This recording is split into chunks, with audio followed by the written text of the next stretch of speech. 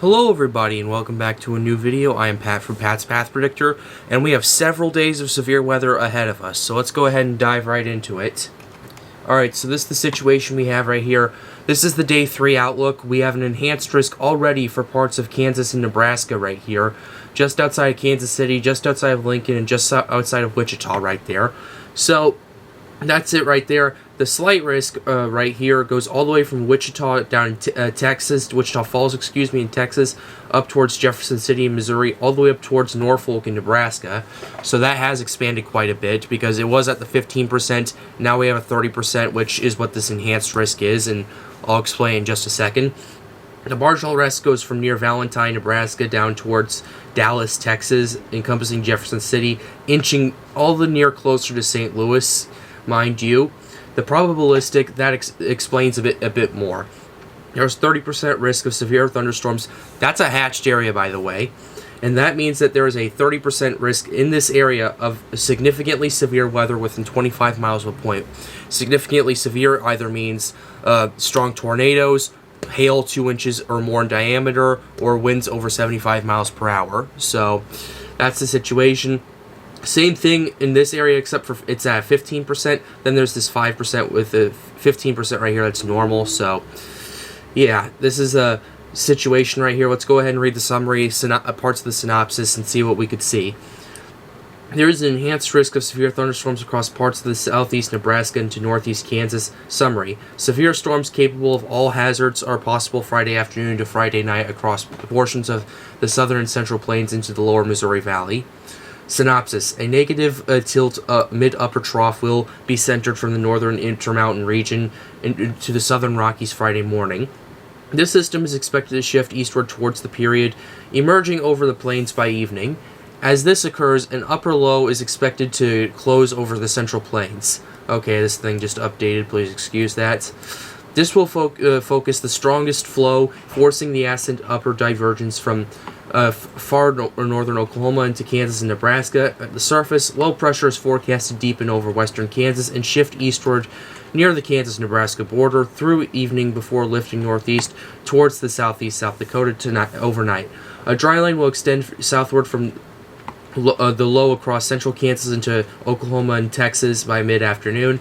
Meanwhile, a warm front will lift northward through the period, extending from the low near the central Nebraska into southern Iowa through the afternoon and evening. That setup right there is what severe thunderstorms need right there. There's a dry line going on from Kansas to Oklahoma. Cold front's probably close by. There's also a warm front that's going to be moving through that day. That provides the perfect instability for severe weather right there. So that's just essentially what it is in layman's terms. So that's basically, if I explained it a bit more, I'd get a bit more too technical. So that's the best way I can explain it. But anyway, low to mid 60s Fahrenheit surface dew points with some pockets of upper 60 degrees Fahrenheit possible to the southward extent will reside within the warm sector. A surface cold front will surge southeastward during the evening overnight, eventually overtaking the dry line and becoming positioned from southwest Iowa into western Missouri, southeast Oklahoma into north central Texas by Saturday morning. Nebraska, Kansas into the lower Missouri Valley.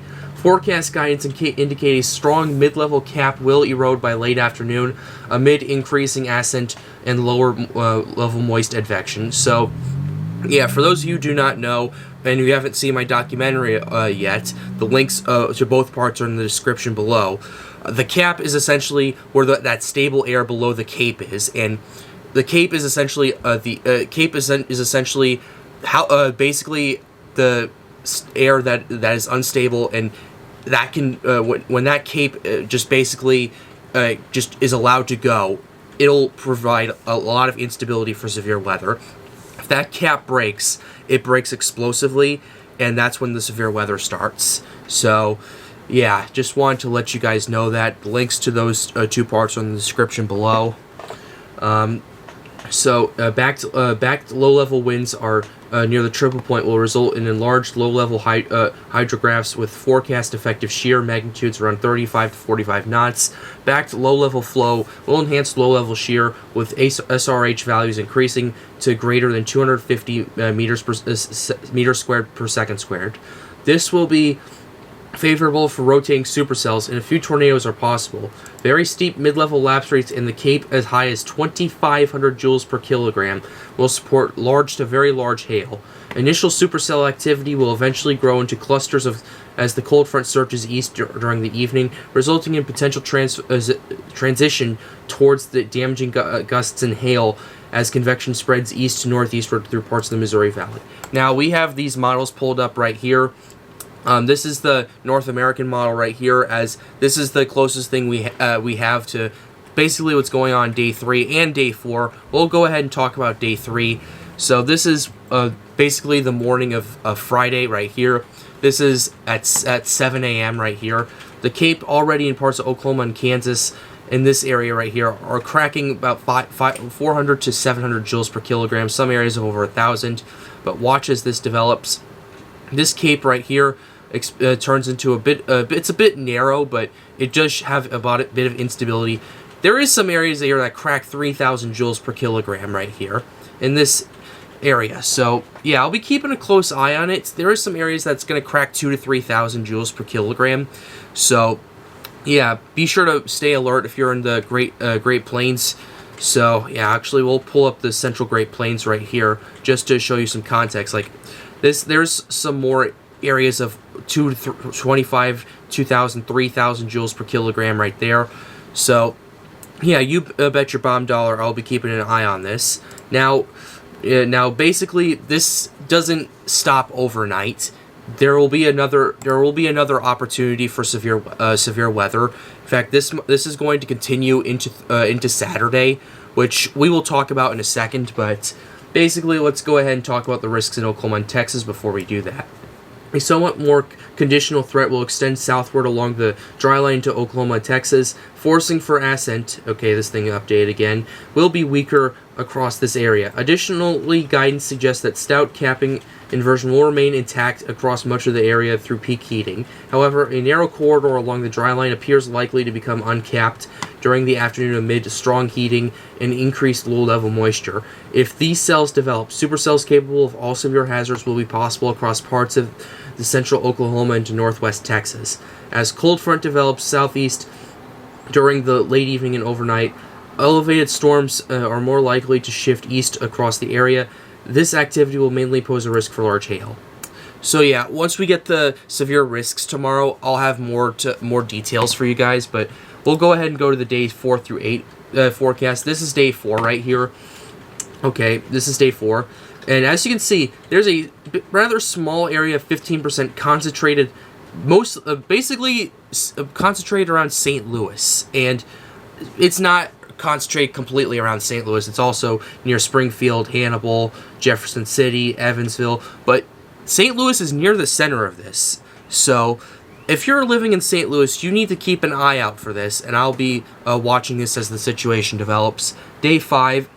We may have another round of severe thunderstorms moving through Texas, including cities of Lubbock, Fort Stockton, and Abilene.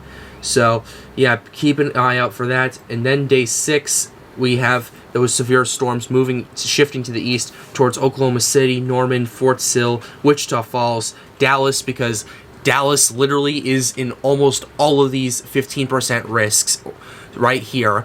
So yeah, I'll have to keep an eye out, as well as Shreveport. And then day 7-8, predictability is too low, which is understandable. But seeing 15% this far out for 3 days straight, that's not a good sign. And we'll go ahead and read the discussion, and I'll tell you why. A somewhat progressive upper pattern will develop across parts of the continental United States in the last day of April and into the first week of May. This will include This will foster multiple days of severe potential across parts of the middle Mississippi Valley into the southern plains vicinity. Day 4, Saturday, middle Mississippi Valley vicinity. A closed upper low and attendant trough will develop eastward from the central plains into the upper middle Mississippi Valley. A surface low over southeast South Dakota will migrate eastward along the Indiana-Minnesota border through early Sunday, with the cold front it develops eastward across parts of eastern Missouri through the day into eastern Illinois by Sunday morning. Ahead of the front, low to mid-60s dew points beneath modestly steep mid-level lapse rates will support moderate destabilization.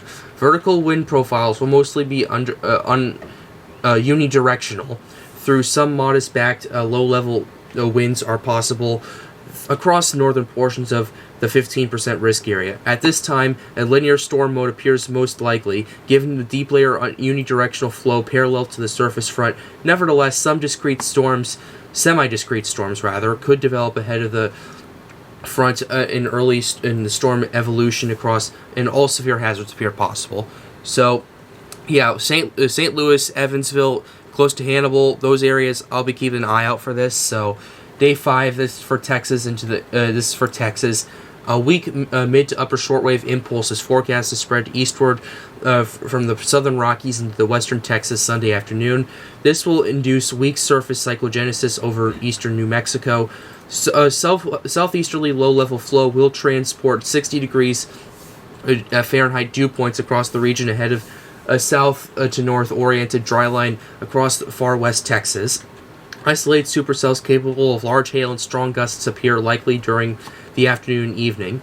The northward extent of the threat is a bit uncertain, as a large area of warm advection, showers, and thunderstorms may be ongoing Sunday morning and persist through the area in across parts of the Texas Panhandle to northwest Texas and southwest Oklahoma.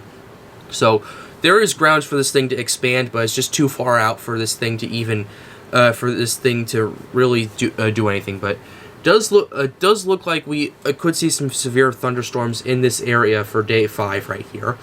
That's really the extent of it at this point.